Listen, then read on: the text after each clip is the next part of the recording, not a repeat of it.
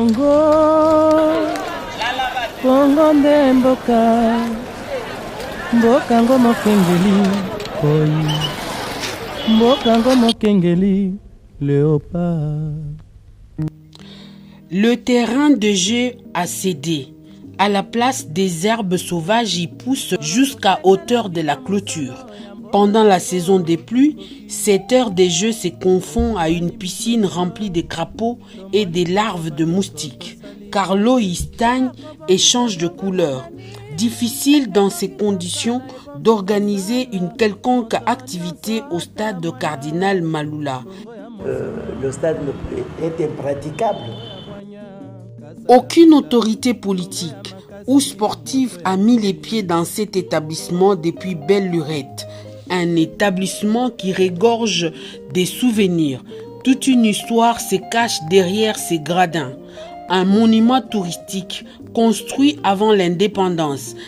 À qui revient la responsabilité de restaurer, réhabiliter ou reconstruire cet édifice sportif? Le stade appartient bien entendu à la ville de Kinshasa. Non, d'abord c'est sous les auspices de notre gouverneur, bien entendu.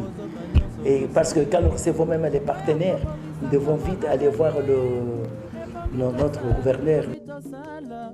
Construit dans les années 30-40, le stade Reine Astrid a accueilli plusieurs événements sportifs. Premier stade de Kinshasa, il a eu à accueillir le roi de Belge, un fleuron dans la zone de Grand Lac de l'époque. Devenu stade du 24 novembre pendant l'époque Mobutu, puis stade Cardinal Maloula, il est aujourd'hui un sanctuaire des immondices, un repère des enfants en rupture familiale. Les gouvernements ont préféré aménager quelques terrains municipaux, laissant à l'abandon ces bijoux construits par les colons. Jusque-là, de projets, rien que de projets. Il y a eu 2 partenaires qui se sont présentés pour la réhabilitation de ce stade, mais on n'a pas encore finalisé le contrat. Et il nous a donné même un chiffre de 15 millions de dollars pour réhabiliter le stade, mais quand vous voulez que le stade soit couvert, il faut au moins 25 millions de dollars américains. Nous avons fait même un projet que nous avons déposé, bien entendu, au commissariat provincial de sport et loisirs. Le commissaire général a saisi même le gouverneur. Actuellement, il est difficile à un étranger, même à un Congolais censé, de fouler ses pieds dans le stade Cardinal Maloula, au risque de se voir dépouillé par le Chégué, ces nouveaux occupants du lieu toujours mal intentionnés. Les environs du stade sont devenus des endroits insécurisés, la journée comme la nuit.